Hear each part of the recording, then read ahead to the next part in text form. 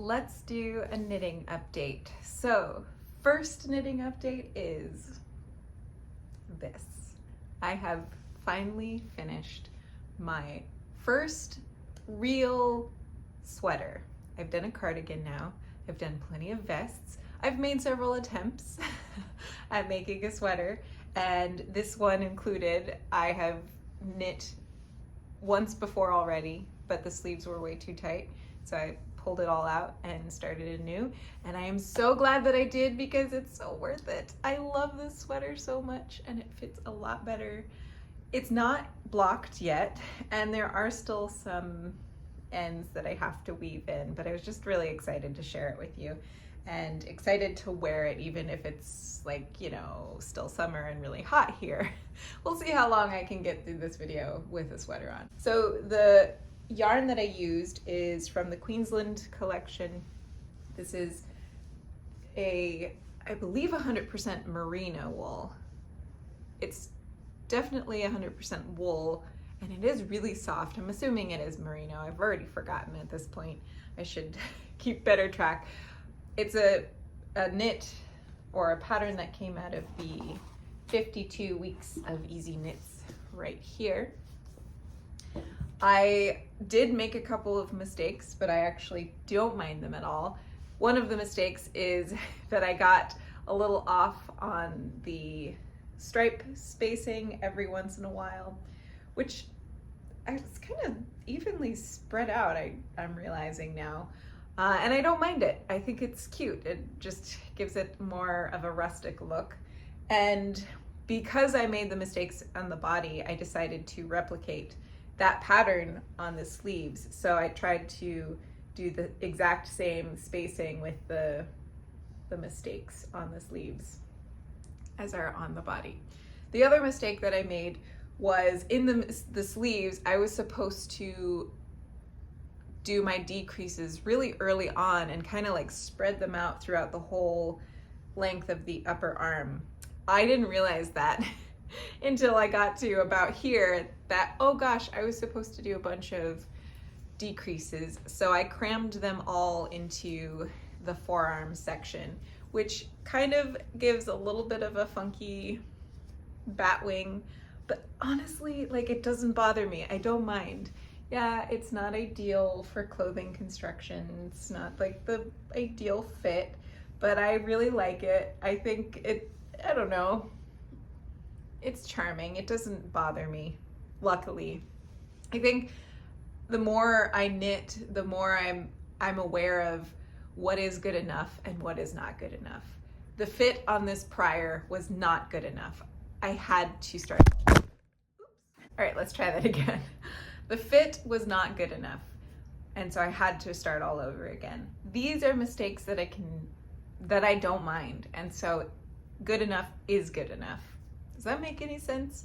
So yeah, I can live with these mistakes. They don't bother me. I think they're charming. Moving on, I had, in our last video about knitting, made a whole list of things that I was going to knit up, and I have taken some of those things into account, and some of those things I've done a little bit of a detour on. One of which was all because I just couldn't help myself, and I bought this Noro yarn from Birdhouse here in Tucson.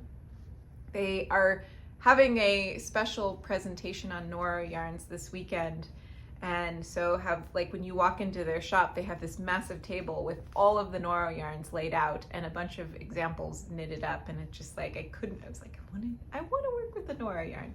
So I bought this. This is a silk mohair and wool blend, and I bought it with the intention of knitting this into a little hat. So first of all, let's just get a little close up. It has some flecks of colors throughout and a lot of texture. I think that's from the silk. It's really beautiful.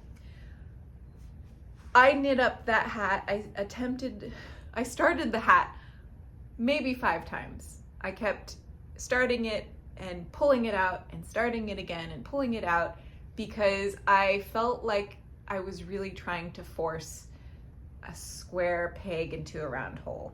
I did not like it for the hat. But I kept like being determined, like, well, I have the yarn now. I bought the yarn. I gotta see it through. I don't want to waste this yarn. I'm gonna make it into a hat, gosh darn it. And finally, after so many attempts at forcing it, I was like, you know what? This yarn does not want to be a hat. This is not the right yarn for the hat that I want to knit. So I looked through this book to think, what could I do instead? And I decided to knit it up into a vest. This is the Diamond Twill vest, and it has a pattern. This is my very first time knitting a garment with a pattern chart. And so far, so good. It's been a lot of fun.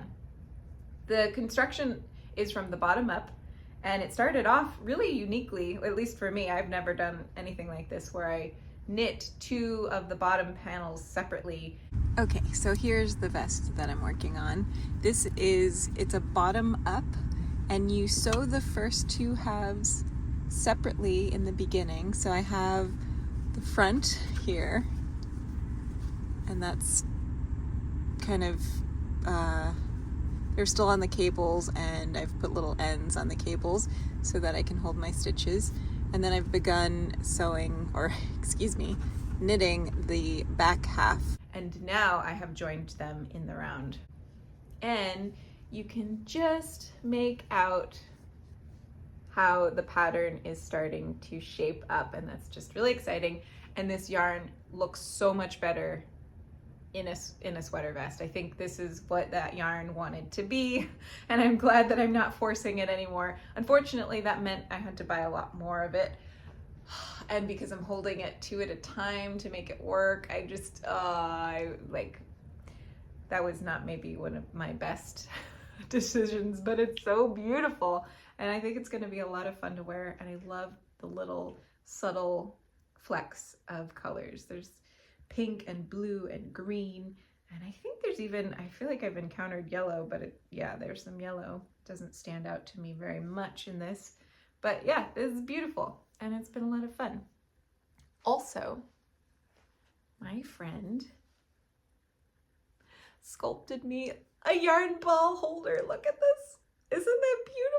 Oh my gosh, I want to like cry. Like, this was such a thoughtful gift. So she's really been inspired to sculpt, and she's been throwing a lot of pots. She has her own kiln now and a wheel, and it's like her calling. She feels very compelled and at home when she is sculpting and working with clay, and that just makes me really happy to see someone find that thing that really drives them and inspires them and makes them feel like a whole being, you know.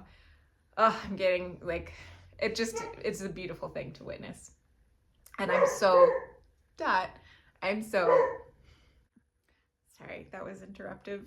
And I suspect she might not be done barking. Anyways, it's a beautiful thing. I feel very, very fortunate to get to be a part of it with this beautiful yarn ball holder. And as you can see, it's holding my yarns quite nicely, Dot. Okay, now I really don't know where I was. Dot, that was so interruptive. It's really great. It works really well. She also added these two little holes so that if I am working with multiple different colors, I can run them through here and they stay organized and they don't get all tangled up. So this is my at-home ball holder, and I am so happy to be using it. The other thing that I have started, which I said I would, so at least I stuck to something, and that is knitting up a pair of socks. So remember in my last video, if you saw it, I talked about always wanting to have a pair of socks going so that I can beef up my sock wardrobe. And these are them. This is the boot sock from Purl Soho, and focus camera, focus. And then this is also yarn from Purl Soho. This is a wool blend. I think there is a little bit of a synthetic fiber. much to my chagrin. It seems like that is really valuable when you're working with a sock yarn, to have that little bit of synthetic fiber. So here we are. I love the colors. It's super, super soft and very, very squishy. And I think it's going to be very comfortable with boots. And it's a easy knit. So the thing that I like about this is the patterned one with the chart, the vest, takes a little bit more of my attention. Whereas this one, I can, this one, what has got her all, maybe I should be like checking out why she's all riled up rather than just ignoring her.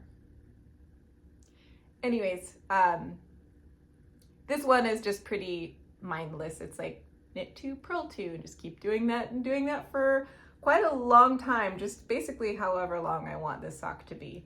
And so it's nice to have one of those in my project bag, those like, I don't need to be paying attention right now projects. This is also a new little pouch that is from Della Q. It is a mesh front with a wax canvas back, and it has button closures so that the yarn doesn't get snagged on a zipper. And it's the perfect size for a sock project. It came in a bigger bag.